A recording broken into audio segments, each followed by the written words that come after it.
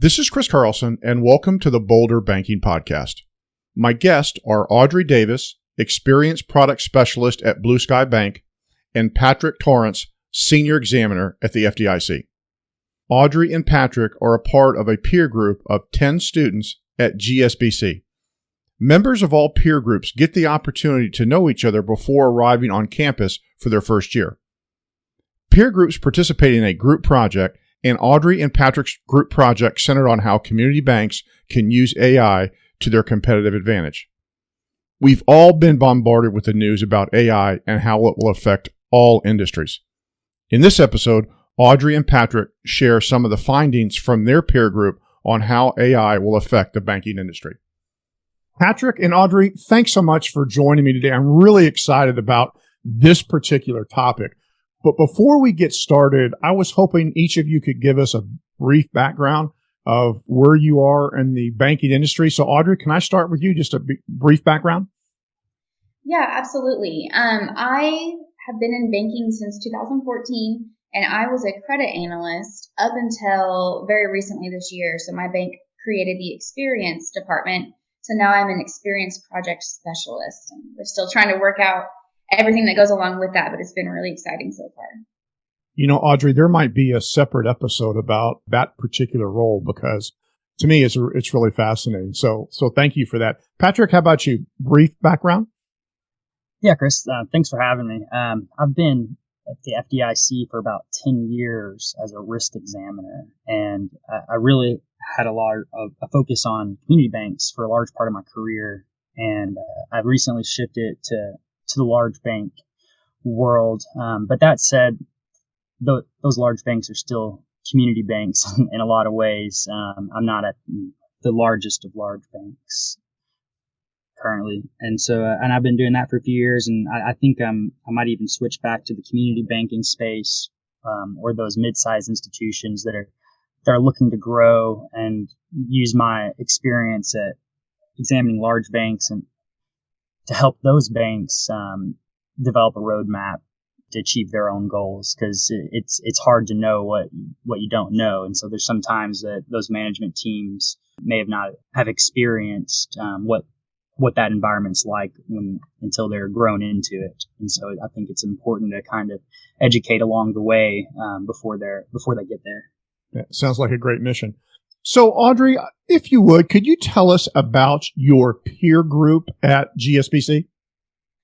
One of the things that I love about our peer group is that we have so many people from different walks of life all over the country. We have people who are lenders, we have compliance people, and we have people that deal with the deposit side. And we also obviously have an examiner. So we really have a good variety of roles and locations in our group. Now, Patrick, we're going to take a deep dive into your topic and your actual paper. But from a global standpoint, what were your biggest takeaways from the interaction with your peer group? Everyone's very busy and passionate. That's my first takeaway. But beyond that, I found it very interesting interacting in this sort of environment where I kind of played the opposite role. In my day-to-day task as a risk examiner, I focus very much on the risk approach. And here I was playing around more with, well, what's the upside here? Like, what's the benefits? Let's brainstorm. Let's have fun with it. And I found it interesting as the conversations went on. The peer group was like, well, what about the risk? What about this? And so I thought that was a fun flip on and a counter to what I normally am involved with and engaged with bankers. And so I had a fun time just talking to experts, because it's a group of experts and everybody has expertise, not only just in their job titles, but I mean, the experience in the peer group was profound. So I thought it was really interesting to be able to hear and just discuss and brainstorm together. I love that interesting twist there, Patrick. So thank you for that. So Audrey, could you share the subject of your paper? Absolutely. So honestly, the subject of our paper really evolved over time. We kind of started off by talking about cybersecurity and all the different facets of that, and then it kind of went into, well, hold on, technology is so diversified and advanced, and what is the capability of that? And then it became, how can we apply that to community banks, and how can we give them an advantage that they may not currently have. And then it became, well, AI would be amazing. And what are some of the things that we could do with AI and community things? So that's really what we landed on is what could community banks do with artificial intelligence that they don't already do, and that would make them more competitive in their market. That's a great approach. I mean, because to your point, technology is a big umbrella, and then narrowing it down to AI, especially with all the news that we see regarding Chat GPT and then a broader perspective of AI. That's awesome. So Patrick, I mean, after all the interactions with your peers and then the subsequent publishing of your findings, what surprised you most about technology and how banks will have to adapt? Well, I guess before I answer the question, I would like to say that banking has always been about innovation. It's I view it kind of the heart of the American banking system. It's because we're quite unique with our chartering system. Rather than having one central bank that some countries opt to have, the American banking system is driven in large part by the small community banks that are driving innovation and serving their communities in ways that sometimes large banks can't. With that said, I'm not super surprised with technology, but what has been very surprising recently is the speed of innovation in technology.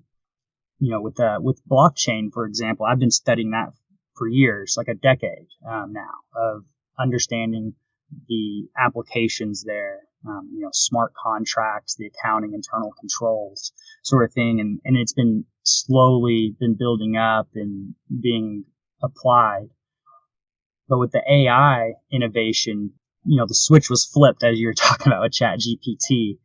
Cat's out of the bag, and now it's the innovation there has been kind of awe-inspiring, especially with the open source code AIs and how they have developed so fast. I foresee in the near future where those open source code AIs will be just as competitive as the privately held code, like your Chat GPTs and Mid-Journey and what have you. And so I find that fascinating that the speed of innovation here is kind of mind-boggling.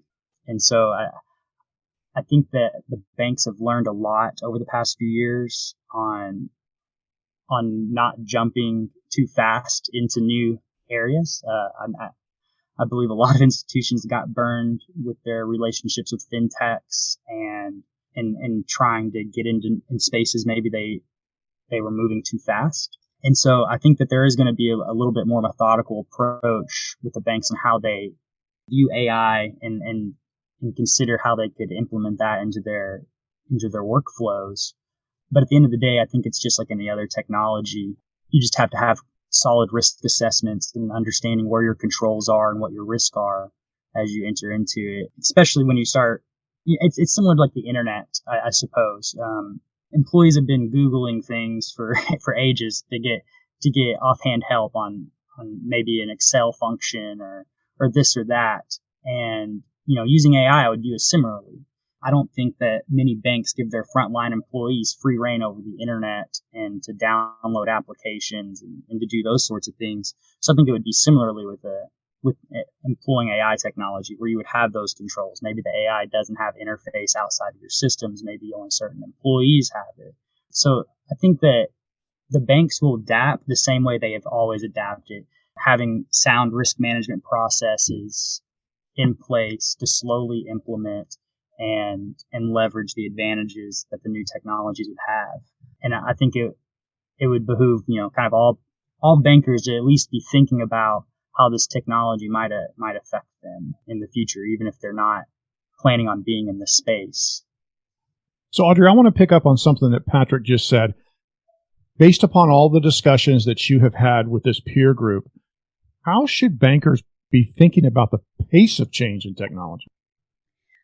My opinion and what I've experienced with technology in the banking industry so far is that our current technology that we're using today is either already obsolete or it's in the process of becoming obsolete. So we really need to think of technology as an evolving topic, and that one that requires constant education. And implementation can be a little bit slower on implementing those new technologies, but we really need to stay up to date on coming technologies and be thinking about their possible applications in our businesses and in our models, because what we're doing now and what we've been doing for the past 5, 7, 10 years is most certainly not going to be or the most efficient way to be doing things 5 years from now. So I think we need to be just staying up to date and staying on top of those things. And it would be beneficial to be creatively thinking about those applications for new technologies that are coming out. Yeah, I think those are some great points. So Patrick, based upon what Audrey just said, what are the biggest challenges banks have and will have when it comes to this technology? I think resources, having the appropriate resources and being able to determine if you have the appropriate resources. And when I say resources, I mean both the time, the cash expenditures, and most importantly, the expertise. So community banks have always been challenged with leveraging their very limited talent that's top tier, but they're limited in number, if you follow me. And so I think that, those management teams are sometimes already stretched thin because they're doing so much for their communities and so much already that it's hard to find time to be able to figure out, okay, well, how do we leverage this new technology and then being able to do that effectively.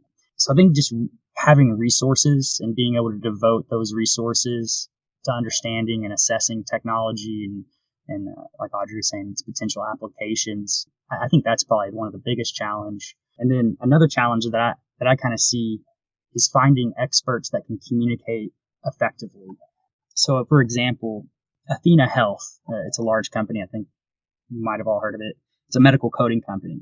They had built their code by sitting in a room with a medical biller expert for years, asking her questions like, okay, what happens if this happens? What happens?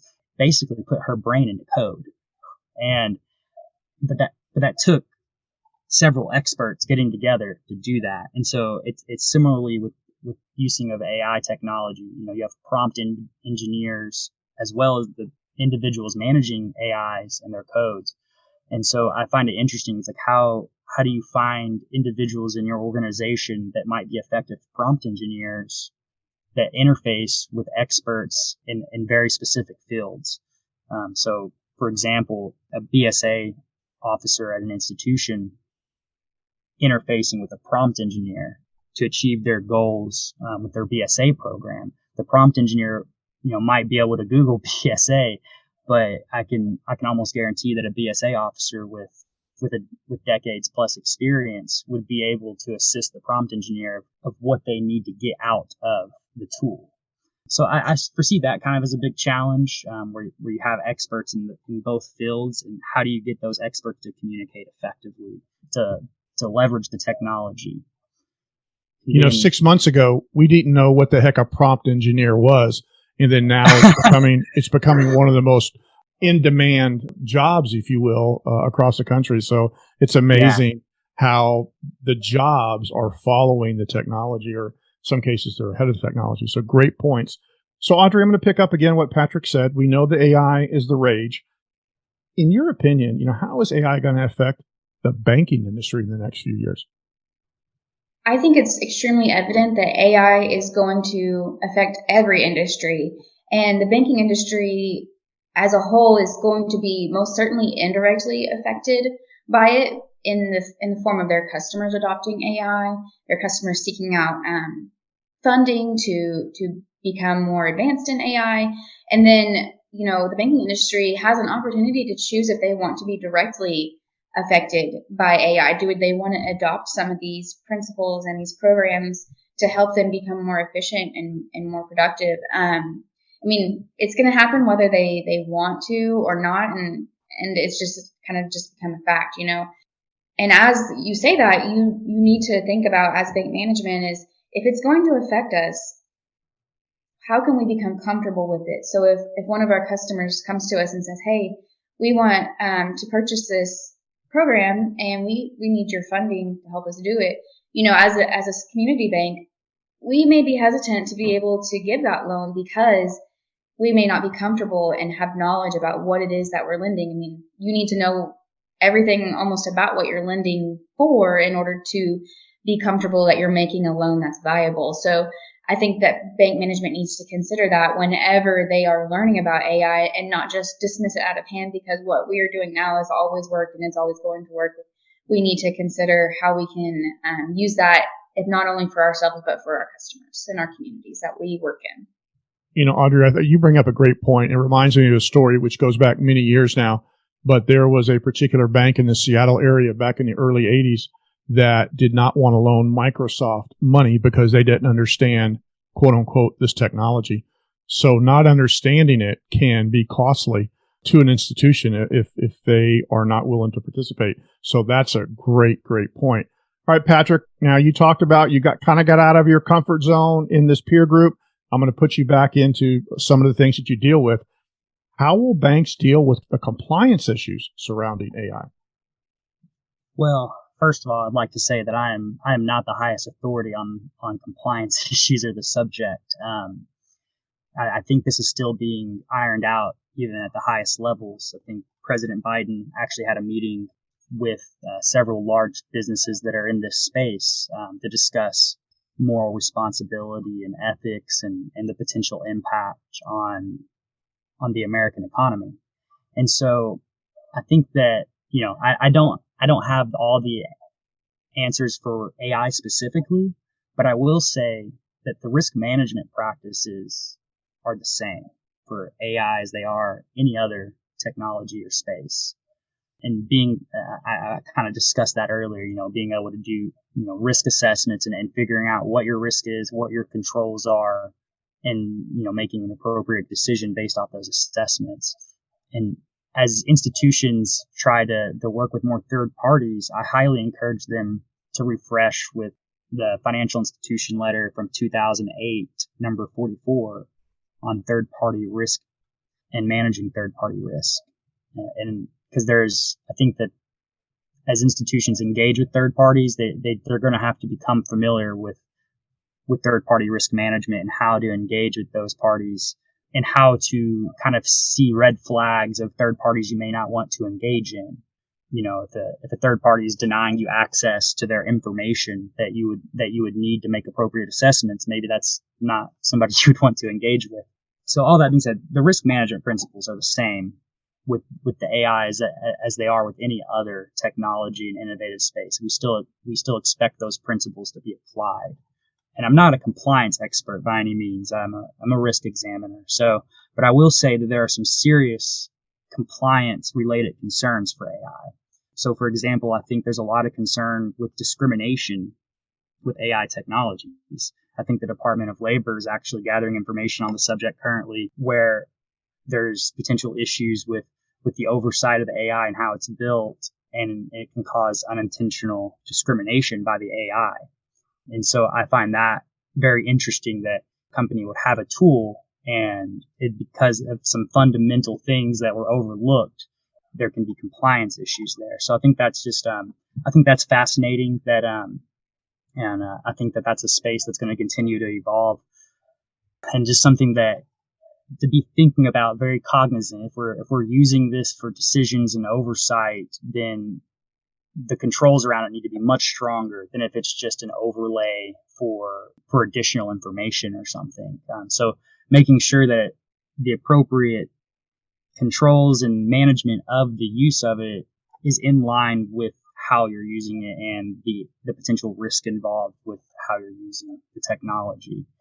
I'm speaking in very broad terms, so I hope I'm not losing anything here by speaking in such broad terms. But Patrick, you got very specific on one part of the code, so I haven't had that on the podcast yet. Audrey, let me ask you this. Why are so many banks locking their bankers out of ChatGPT? That's a good question. As banks, we feel that our first job is to mitigate risk. And ChatGPT is a new thing on the scene, and we just don't know how a lot of it works and what the repercussions are going to be professionally for using that. So I think that that's maybe one of the reasons. And I think another reason is you can ask any IT person, one of the hardest things to control in your security system is the human element. We can put up firewalls, we can put up email filters, but if something slips through and someone clicks on the wrong link, I mean, you can have a catastrophic effect from that happening. So I think that one of the reasons that they are limiting or locking the use of the ChatGPT is because we don't want to accidentally share something private or personal information from customers, and anything that maybe a competitor would be able to use. I mean, these AI technologies, they're there to take in information and give answers or give a result. But also, I mean, there's a possibility that it's learning from that information you're giving it. It's storing it somewhere. So we have to be careful as banks to not allow those things to slip outside of our area of control of what information is shared. So appreciate that. So Patrick, let me ask you this. Is there one technology out there that excites you the most? I hate to sound like an S&P 500 earnings call, but did I mention AI? I think, but more specifically, I think the open source and the open code AIs are very intriguing to me, and objective specific AIs. I could go on for days about things, but I just find it fascinating. I've seen AIs write script, install programs, and complete tasks for objectives that they were outlined. An interesting sort of application that I saw was an individual tasked an AI to create the next meme alternative digital asset, and gave the AI a budget of $69. And I think I was looking yesterday, and the market cap on that particular digital asset is north of 70 million. So it's pretty fascinating what people are accomplishing with AI. And I just find that every day there's something new coming out that somebody has done or accomplished with it that I find fascinating. But to bring it back to banking, I, as a risk examiner, I'm constantly reviewing how banks measure and monitor the level and trend of risk. And a large part of that for me is assessing how forward-looking risk metrics are used to make risk management decisions in the present. And so there's been a lot of push in recent years to make data more real time. And the more real time your data, the more accurate and relevant. And so what I find interesting about this project and working with this group and brainstorming with this group, a lot of our discussion centers around leveraging, real-time data and have the AI have access to the banking applications that store that data, and then subsequently having AI be able to find novel risk metrics or novel trends in the markets as it relates to the institution's risk profile, maybe their lending concentrations or what have you. And so I find it interesting that I've spent years now working with banks and working in lockstep with the banks on developing those forward-looking risk indicators. And now here's a tool that could potentially identify forward-looking risk without actually having a specific metric it's looking for. And so I think that's very interesting. Kind of it makes an enterprise risk management program evolve daily in a kind of a sense. It's just another tool, I guess, in a risk manager's tool belt. And so I think it's going to be interesting to see application of AI affects how management information systems evolve and try to bring in those unknowns and assessing those. Great thoughts. It'll be interesting. We ought to bring the two of you back in about 6 months and see how much our conversation would have changed in the 6 months, given how much the conversation has changed over the past 6 months. So Audrey and Patrick, I know both of you are incredibly busy. I really appreciate you taking time out of your schedule to visit with us today. But before I let you go, I'm sure some people might have some questions regarding either the peer group or some of the things that you learned. So Audrey, can you give us your contact information? And then Patrick, right after that, I'll have you do the same. Yeah, absolutely. You can reach me by email at adavis@bluesky.bank. Perfect. And Patrick? Yeah, email is definitely best. It's PTARRANTS@FDIC.gov. Boy, does that get people nervous putting FDIC in an email, Patrick? I get nervous myself every time I log in. Audrey and Patrick, I really appreciate your time. I hope we see each other in Boulder this summer. Absolutely. Thank you so much for this opportunity. yeah, looking forward to coming out and learning more and engaging with just rooms full of experts. It's incredible what Boulder has to offer. So I'm very happy to be here and doing this. Perfect. Thanks.